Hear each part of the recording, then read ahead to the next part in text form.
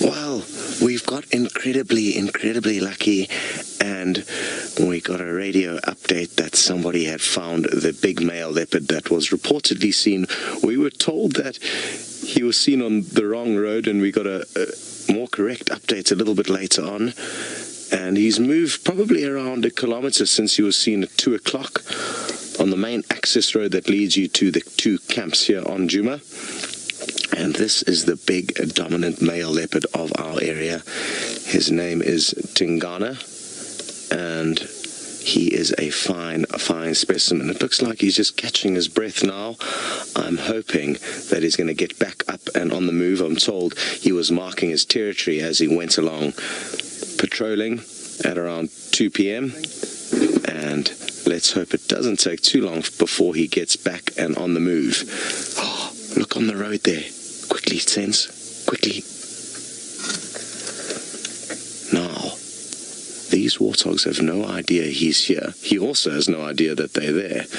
But that could change, and he might hear the little communication grunts between the mom and those piglets, and if they come closer towards him, we could see some very interesting behavior. And isn't that fascinating how predator and prey can be so close to one another yet have no idea that either of them are nearby?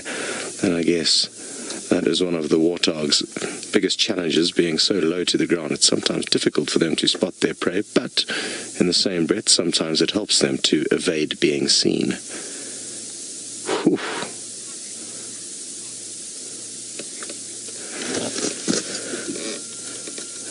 And Tom, you've just mentioned that this cat today is turning out to be really epic. It certainly sounds like it, because Ralph's lioness, even though they calmed down after showing some intent a little bit earlier, it sounds like they could well get up at any moment and continue searching for a meal.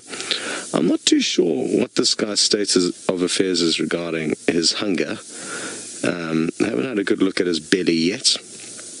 But what goes without saying is that the big cats are highly opportunistic, and any opportunity they get, they will take, even if they are full-bellied. So the fact that those warthogs are nearby means that we could be in action shortly, and quite often those young piglets will let off little squeaks and grunts to communicate with their siblings as well as their mother, and he might well hear some of those grunts. Now, my only concern that I do need to warn you about is that we are right on our northern boundary. Oh, has he spotted something else there? He definitely is looking quite intently down the road there. Max, you'd like to know how old is Tingana at the moment? And I think he's around 10 or 11 years old. So he's by no means a youngster. I guess some may say he's kind of midway to or towards the end of his dominance. There's quite a few young males that are going to start giving him a hard time. But for now, he is definitely the king of the leopards in this area, so he's got nothing to worry about just yet. And just like us as humans, and I cannot stress this enough, you'll find some animals are still strong into their older ages and others aren't. So, you know, he's proving to be in good shape for his size, or for his age rather. And aren't we lucky to just be here? We're probably only about 10 meters away from him, and he's completely relaxed with our presence. And for an animal that can be so shy and elusive and avoid being seen by humans, we are very lucky to be in a scenario where the leopards of the Sabi Sands... Oh, there's a sneeze coming.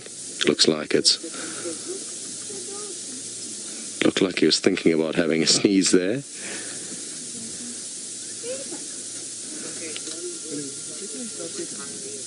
But he's not. So now what's interesting is that the tracks that we had earlier are definitely of a female leopard from sometime in the early morning. So there's also a leopard that could pop up on the dam cam at any stage, so keep an eye out there.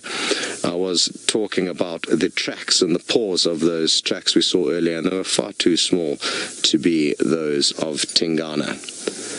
His would have been almost double the size of those tracks we saw.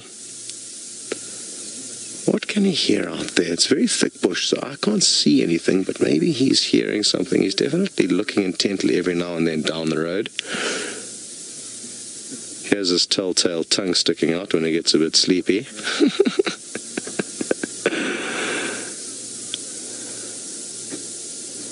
And it is turning out to be quite a warm afternoon. It's been cloudy and overcast, and we had a very rainy morning, as some of you may know, but the sun has started poking out about an hour ago.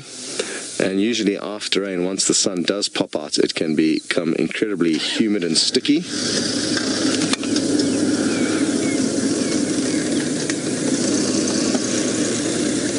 So hopefully the hot, humid weather doesn't keep him too stationary. I hope he gets up and on the move as long as he doesn't head further north out of our area of Traverse, because that would be a great, great pity.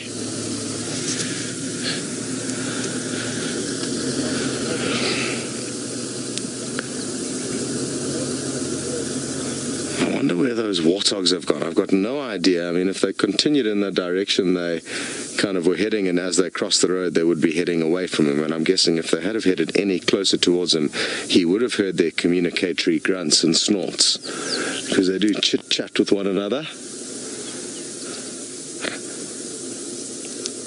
So we're gonna keep things exactly as they are. We will not be going anywhere, unless of course he gets up and starts moving, and then we'll get up and follow him. But for now he's looking very relaxed, so I don't know how long it will be before he takes us on a stroll. Cross fingers that it's not too long. You are going for a little stroll. You're going to be strolling around with Ralph.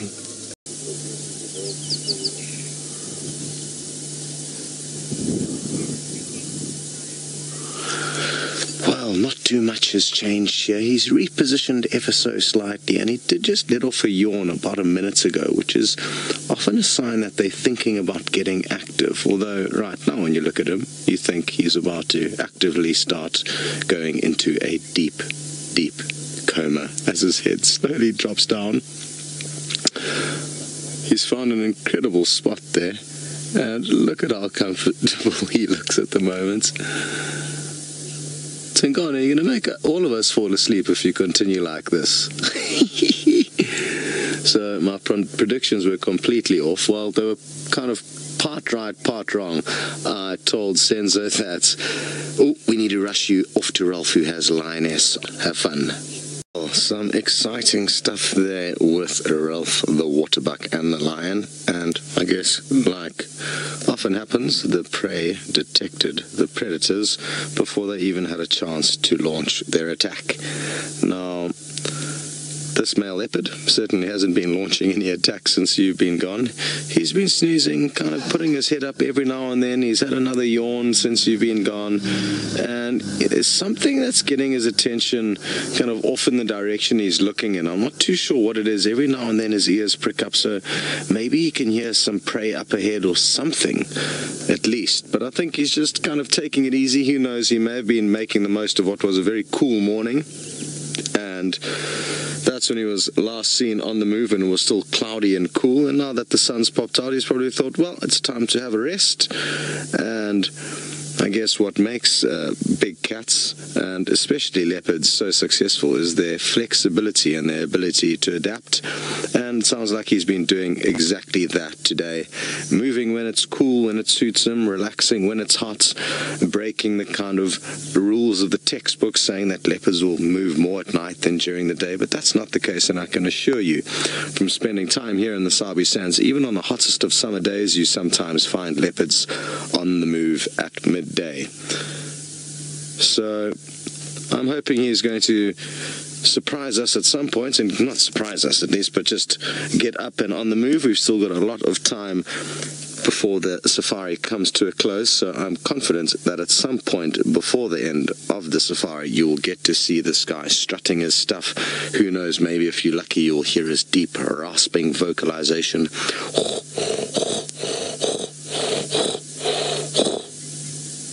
like a wood saw throwing through a thick hunk of wood. But only time will tell. Proud Cat Mama, you'd like to know when Tingana last had a kill? I'm not entirely sure when last he had a kill. I'm trying to rack my memory, but no confirmed kills that I've heard him being on for quite some time. I think the last one that I know of was actually one that he was feeding on with Hosanna. Well, not together. Hosanna was on the tree waiting patiently. Hosanna is one of his sons who was trying to sneak a meal, but I think Dad was having none of that. And then there could well have been a case where he stole a kill from Kuchava. So that was, I think, 3 days ago with Noel. Kuchava, a female leopard, was up a tree, and he was kind of lingering in that area. And I think, if I'm not mistaken, the reports from the kind of guys to the south of us where the action went down, I'm fairly certain said that he did steal a kill from her. So, yeah, I'm not too sure what his status is regarding Hunger, Proud Cat Mama. I don't think I've actually really seen Tingana stalking or hunting too much. It's something that I'm hoping is going to happen at some time during my stint here in the Sabi Sands.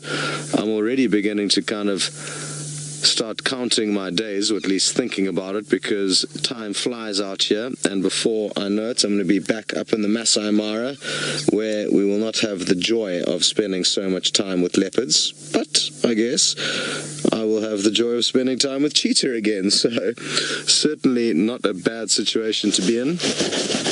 Matt, you would like to know if it is confirmed that Kuchava is pregnant.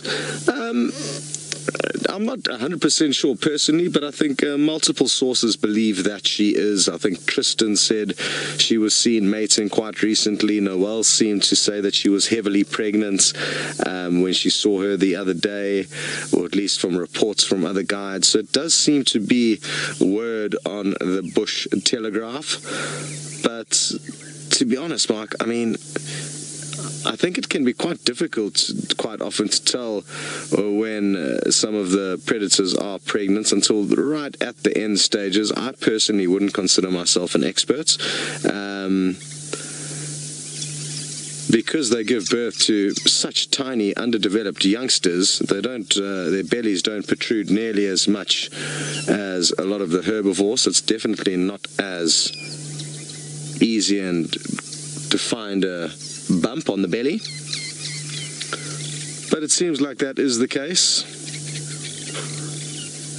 What got your attention to the side there? Now, for those of you who just joined, and also for those of you who were with us earlier, there was a family of warthogs that came running across the road, probably only about 60 meters away from him. They could have possibly run straight into him if they had just been 60 meters further down the road. And isn't it fascinating how such a small kind of chance of fate helped definitely increase the likelihood of those warthog piglets making it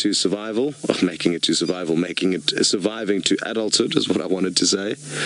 And he actually had no idea that they went running past. He definitely, I think, would have got up and made the most of that opportunity. It seems like leopards seriously enjoy trying to catch young warthog piglets, and the nice thing for leopards is that they can almost hunt in a little bit of a different nature. I've noticed when they hunt warthogs, they can just run after them from a distance, because the piglets aren't hugely fast over a long distance, and because they often panic, it can be easy enough for the leopards to kind of separate them. And I think some of the longest chases that leopards will make will be after young warthogs. We saw Hosanna nearly catch one. I saw Tundi catch one after hours, and it all happened so quickly that we couldn't go live to share the action with you. But she must have run about, I would say, 70 meters before she caught it. Hosanna nearly caught one after about a 100-meter dash. And ordinarily, their sprints will be 15 meters, 20 meters at the max.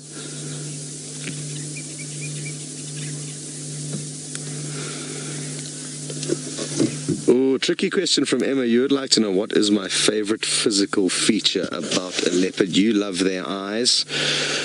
I do also love their eyes. I also enjoy all the little spots now that he's facing us between those eyes. So from the kind of all up his forehead, from between his eyes, All those small dots dotted together are quite impressive. On the big males, I do love their big solid chests and the dewlap that hangs down below the throats. Definitely more evident when he's on the move, and it will become more pronounced as he gets older, but you can see that big flap of skin there, and that is the sign of a big boy indeed. Now, for those of you who like taking screenshots, be ready at any point in time, because I've got a feeling, even though it looks like he's slipping into another coma, that he could let off a yawn at any moment, and it'll be a wonderful opportunity for you guys to capture some screenshots. If you don't know how to take a screenshot, I would urge you guys to find out how to on whatever device you're watching on, because it is a great way to document what goes on Safari, and gives you also something extra to do. Try and get some good snaps whilst we take you along.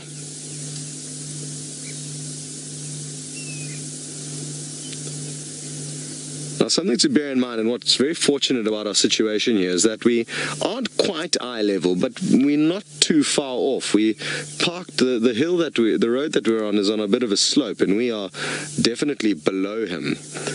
And he's kind of elevated up on that small mitre drain which runs up the side, and as Senzo zooms out, you get an idea of the kind of pitch of the road and how lucky our angle is. And it makes such a difference when filming wildlife to try and be on their low level. So, a good opportunity for screenshots. Is he going to yawn again? You can see my camera's ready and poised, so I'm anticipating good things from him.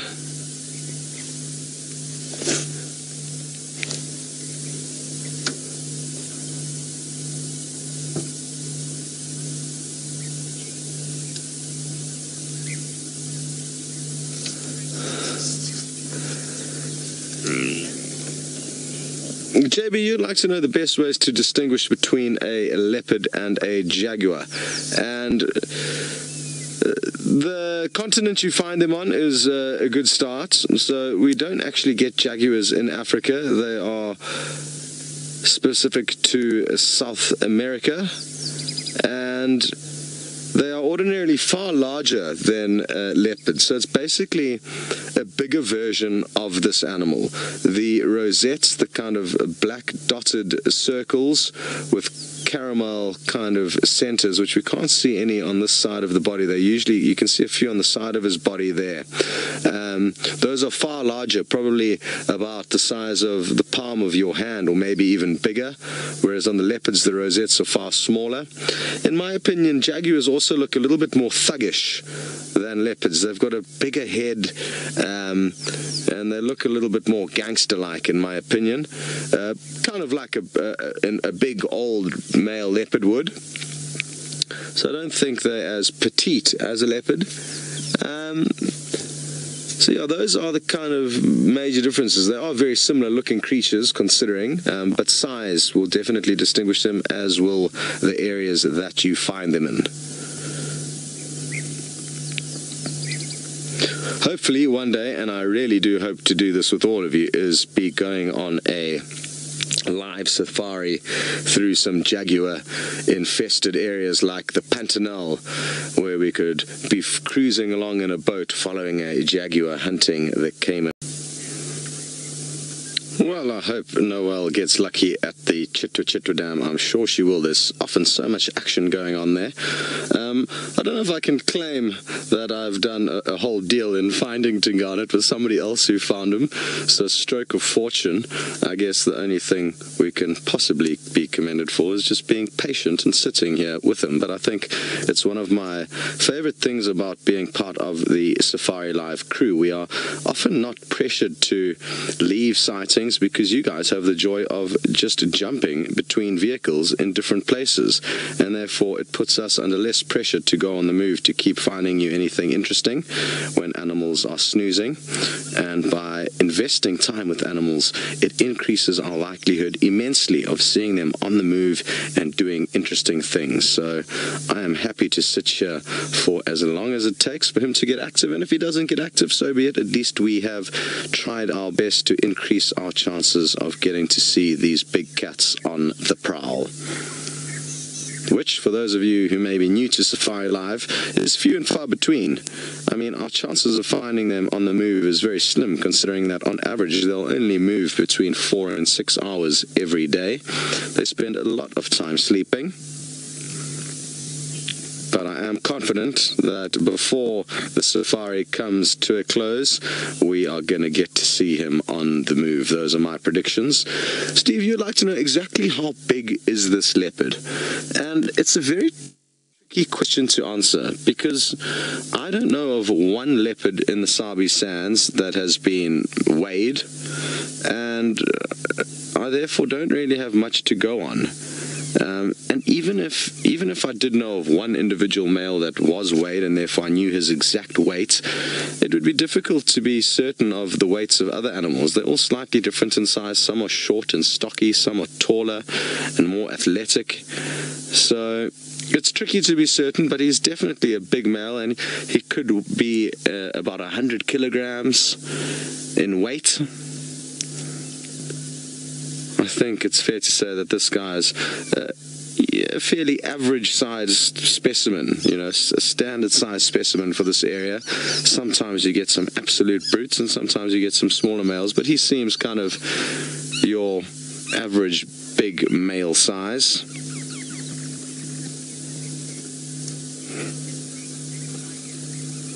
Oh, Steve, so a comparison that I can give you, he's definitely not as big as a male lion, and also definitely not as big as a lioness. He would be at least 20 or 30 kilograms lighter than your average size lioness. And again, it's just a kind of average guess that we're working on. Each lioness will be different in size, but if you put this guy next to a lioness, he'd be far smaller.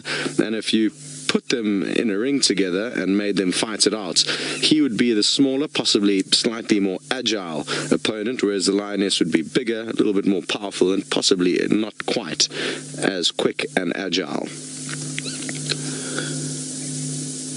Big male lions will weigh in excess of 200 kilograms, Steve, so a far bigger creature than a male leopard. And what's interesting, furthermore, is that you get some areas in Africa where leopards are quite small. There have been some adult female leopards that are as small as 30 or 40 kilograms. There's quite a few leopards that live in the southern tip of the continent, in the Cape area. The Cederberg leopards, the Cederberg mountain range is quite a well-known area for the Cape leopards. And the Cape leopards, due to the fact, I think, that they don't have a huge amount of prey in their habitat, means that they have become quite small, because it doesn't pay to be bigger to bring down big prey. It pays to be a little bit smaller and more agile, which puts them in better stead of catching smaller creatures. Now, it could be the wind. The wind is certainly not howling, but the wind is definitely blowing, and it could be that's causing little rustles in the grass, that's causing him to prick up his head, just like he's doing now. I can't be certain. I could just be assuming that it's the wind, and there could be some kind of prey species approaching, but it's very difficult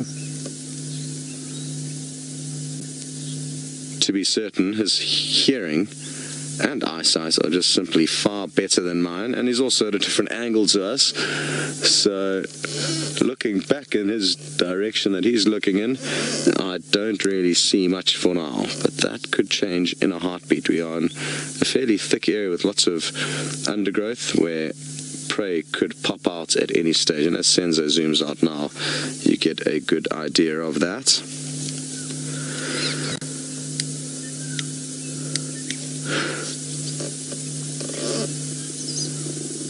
I think it was Scarlett who was asking, will leopards occasionally get toothache? And yes, I guess it is a reality from time to time. It's not something that I've commonly seen, and more often than not, I think maybe broken teeth from chewing on bones may cause them some discomfort. But it's not something that I've really noticed. Of course, maybe a shard of bone could also get kind of jammed into their jaw at some point, maybe between a tooth, that could become infected and inflamed, but it's not something that I've noticed. I've never really seen a leopard with toothache. It would also possibly be a difficult thing for us to actually diagnose and notice.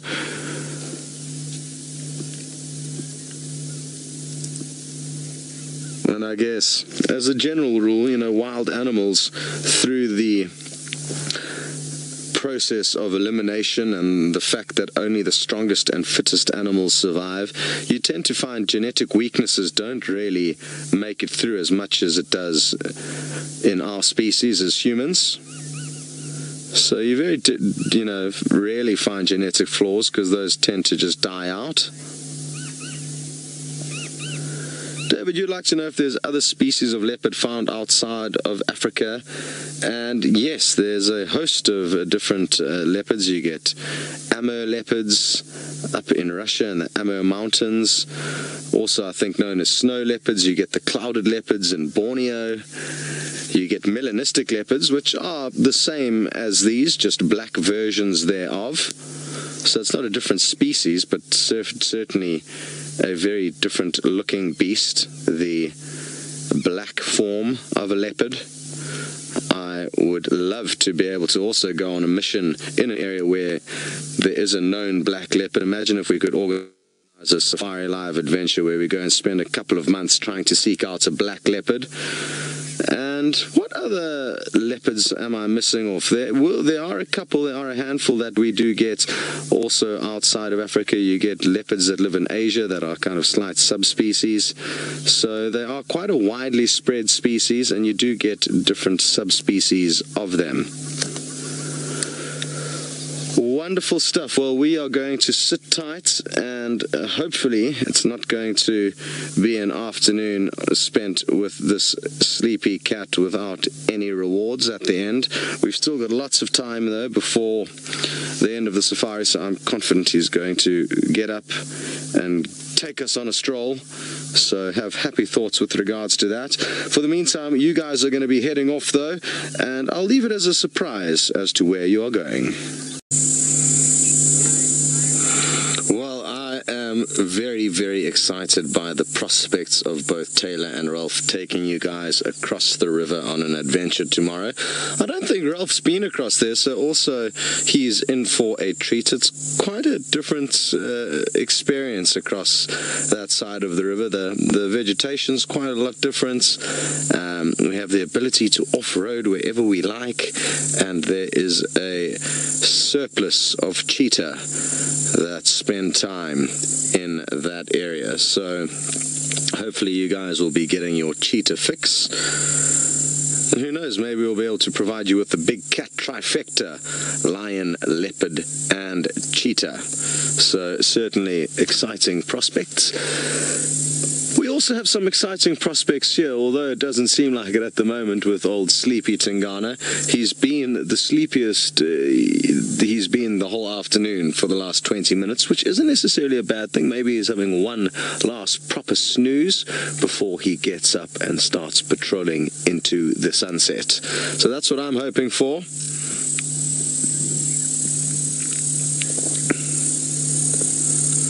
But it's simply impossible to guess as to when he is going to get up and do that. It may be after the end of the safari. That would be a bit sad, but at least we are getting time spent with him. They are incredibly beautiful animals, and I don't know if I'm being a little bit too fickle here, jumping ship too easily, but cheetah were my favorite not so long ago. But now that I've been reminded of the impressiveness of these leopard, I think that leopard are probably going to be my favorite while I'm in the Sabi Sands, and if I go back to Kenya, I'll swap to cheetah. I guess they are so different that it's almost not fair to compare them just because they're cats. They're so different, as are the lions. I mean, all three of them are very different, not only in appearance, but also in the way they behave, the way they hunt. And it's all of those things, not just their appearance, that makes me make my decision that leopard are my favorite. Hopefully we'll get to see him displaying his hunting skills and stealth. If not today, in the coming weeks. Because they certainly do know how to sneak up to their prey, I think, far better than lion and lion and cheetah can. I think these are the masters of stealth. And that's, I guess, mainly because they, unlike cheetah, are not the fastest mammals on the planet. And unlike lion, they often don't, or they never hunt as a group or a pride. Proud cat mama, you're hoping that he's going to be wide awake and have a spring in his step once he wakes up. And who knows, maybe he heard you, proud cat mama. Maybe he agrees that a spring in the step is the appropriate thing for him to do right now. Very good. Well, we are going to send you from one of the local residents of Africa to a tourist who's on vacation. Yes, we do. He's about to meander straight past some lucky tourists that have just arrived onto the scene, and they got off to a great start, and so did he. The main reason why is because he is heading in the right direction to stay on our property. Had he have headed this way, we would have to wave him goodbye. Now, we mustn't waste any time. We should get ahead of him while the going's good and get him pacing towards us. I'm sure he's going to continue down a road. And that means we should be able to get in front of him and get some great views. Oy, hold on, everybody. Oh, I lost my water bottle, but I'll go and fetch it later because this is too good of an opportunity to pass up. Oh, no.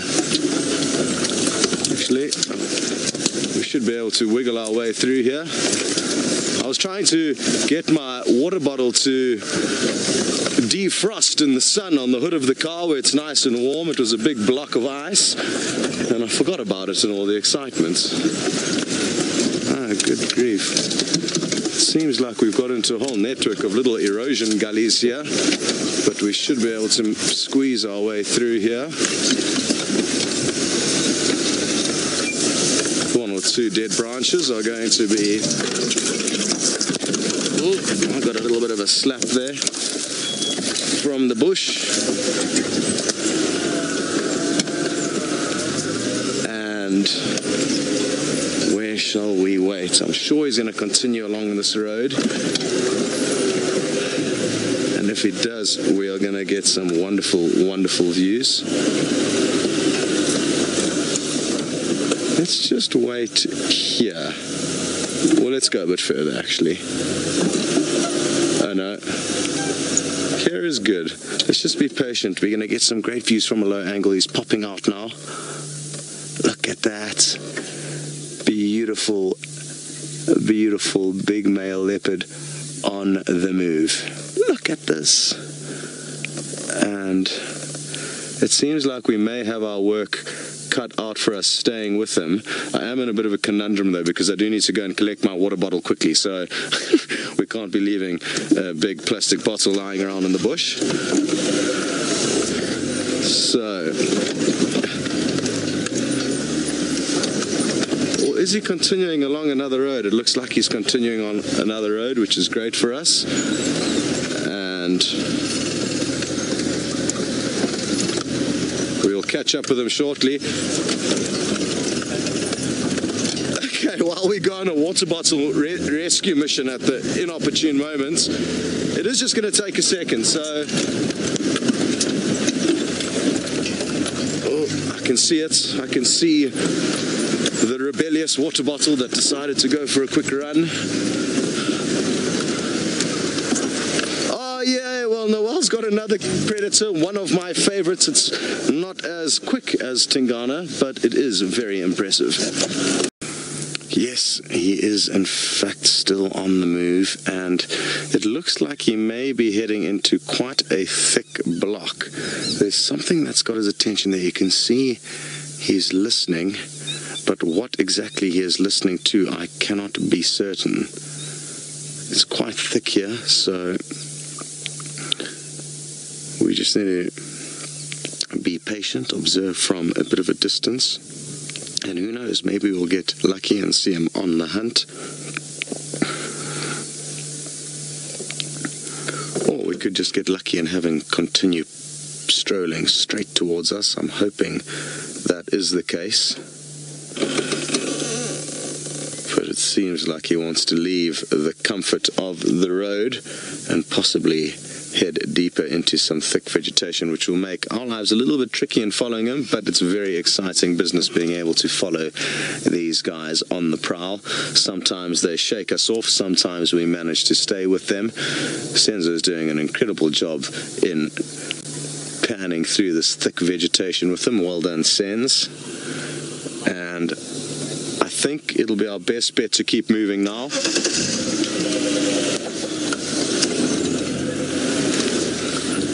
Not ready to commit to off-roading just yet. I want to try and stay ahead of him in the hope that if he does come across any prey, we'll be able to be on the kind of opposite end of them, so he chases them towards us. It's always a bit of a lottery, but let's try and keep in front of him, and that way we'll always have the best views of his face as he continues towards us. First Lady, you'd like to know how many kids does this big male leopard have? And sheesh, I don't have a clue, but Hosanna is one definite. Tamba, another definite. Kuchava, I think, possibly. Maybe not Kuchava, but I think maybe. Who else is there? Shadow's cubs. Oh, Kuchava's cub could possibly be belonging to Mvula, an old dominant male who was dominant before Tingana came in and chased him off. I think we're in luck here. There's a little termite mound that he could well pop onto here. And if he does, we are going to get spoilt with some wonderful views. He's about to pop onto the scene, and they often flatten themselves as they peek over. Here he comes. Anything to see over there? Look how he flattens his ears.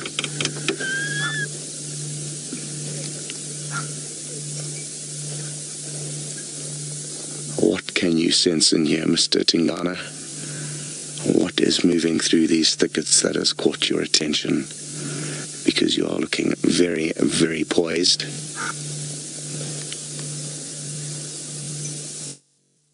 Absolutely awesome. He's going to come.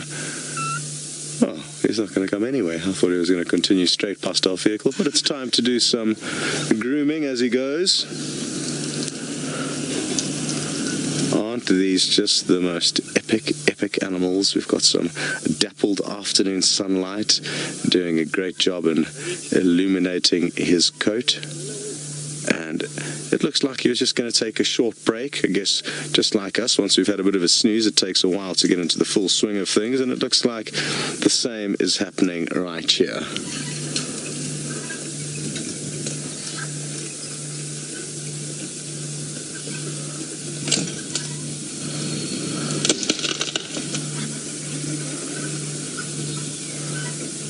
One or two fleas keeping him busy.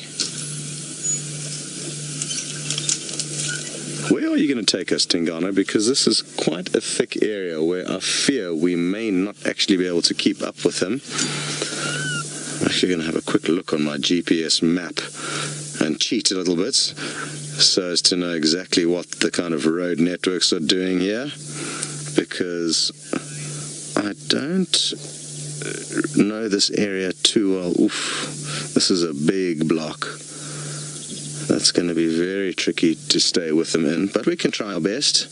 Kathy, you would like to know if his limp is completely healed, and yes, as far as we can tell, a limp that he had about 2 weeks ago has completely healed. And I mean, it was fascinating to see how much he was nursing in the limp. He would hardly put any pressure on, was it his front left or front right, one of his front limbs. And within a week or two, he's managed to fix himself up, and now he's showing off just how agile he is, and that there's absolutely nothing wrong with him. Be ready for screenshots. He could let off another big yawn shortly.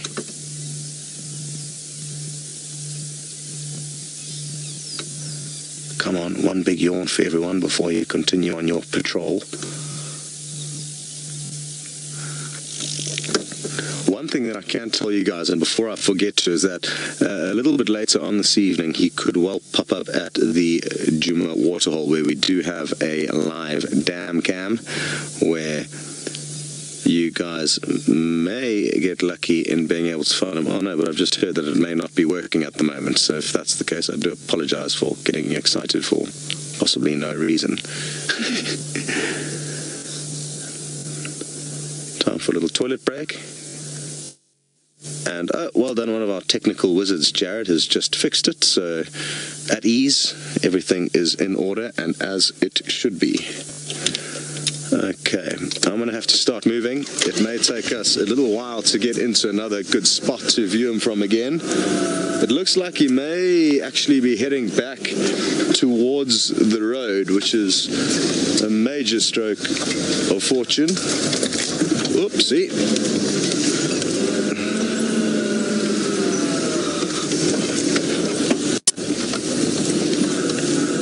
Sankit, you'd like to know if there's specific bird species that will give alarm calls for predators, and yes, there certainly are. The grey go-away birds are one of them. I'm a little bit stuck here.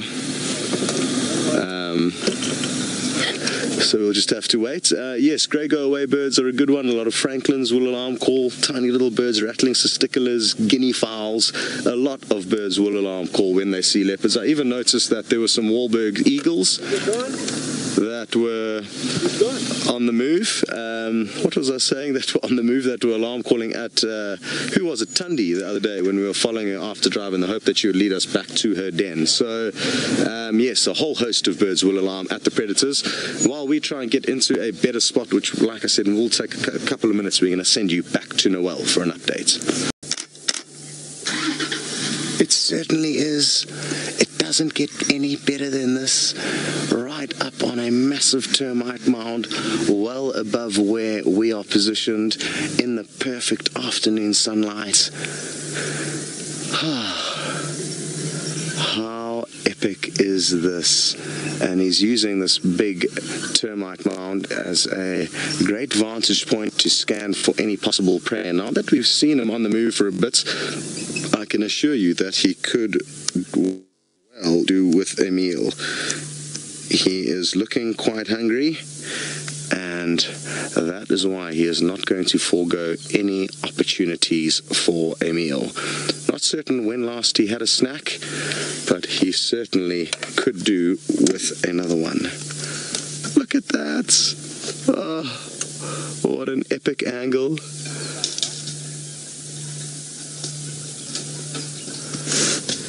Good stuff. Well, I wonder how long he's going to relax over here.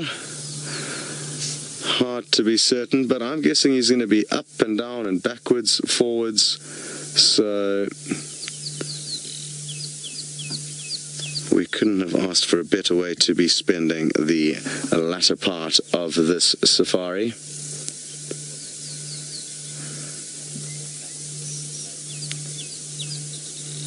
Marvelous. And I'm kind of quite sad. I'm going to be leaving soon. Is tomorrow? Tomorrow's my last full day taking you guys. Sleep deprived. I will do my best to take you on an entertaining sunrise safari, but that will be my final contribution. Or first and final contribution for 2018 before I head out on a 2-week leave. So that is great news for me. Looking forward to a break in Cape Town.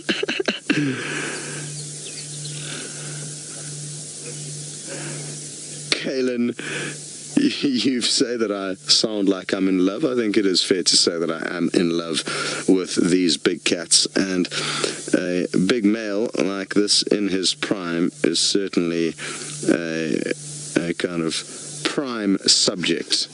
If one could choose, I think a big male leopard on the prowl would definitely be high up on my list of favorites.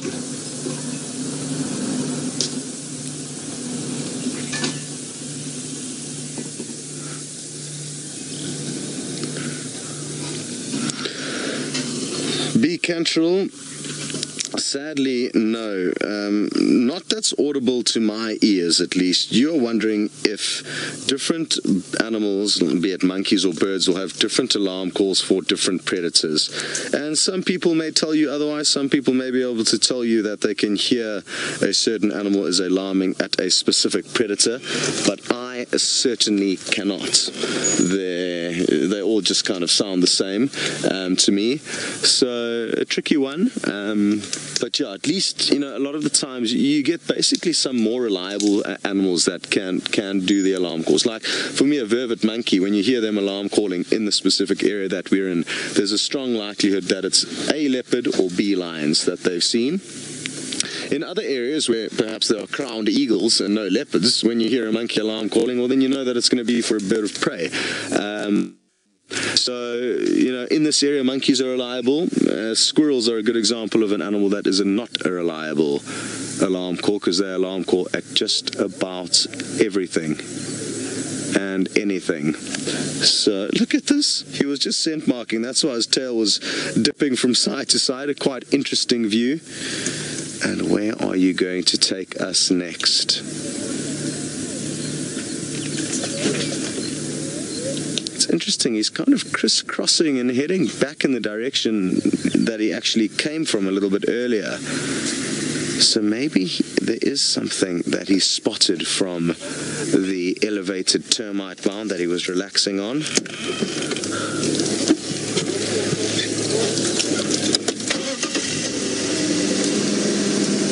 First Lady, you're wondering if Tingana is as big as the Anderson male leopard, and I would guess, I mean, I think I only saw Tingana Anderson once or twice, and they were very brief views of him, and it sounds like he could be a bigger individual than him, but I've never, actually I did see them kind of next to one another having a bit of a standoff, but they weren't doing much when I was there. They were just lying in bushes next to one another. So I would say possibly yes, but I can't be entirely sure. Well, it looks like it was a good decision to wait exactly where we were, because he is coming straight back towards us. So he's going to pop into view shortly and possibly pace straight past our vehicle. He's wanting to do a little bit more scent marking.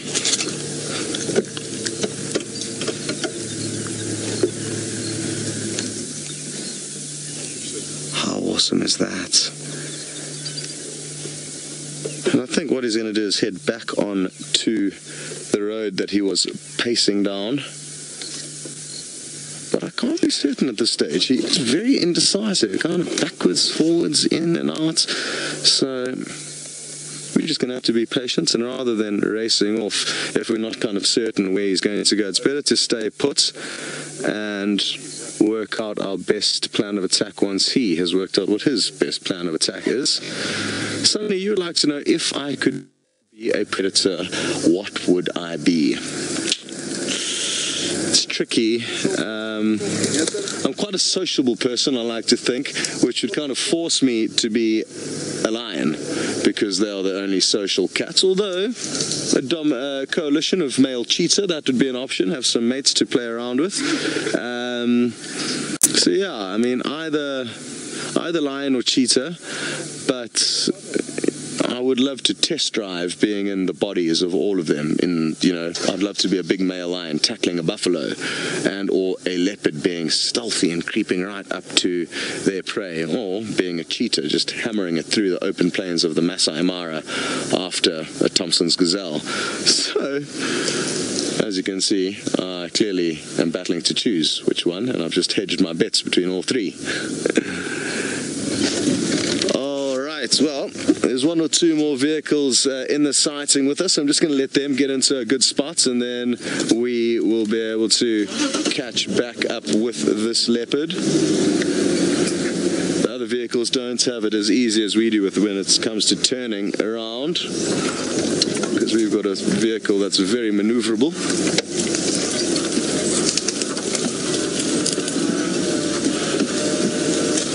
Monique, you are wondering when I will be heading back up to the Masai Mara.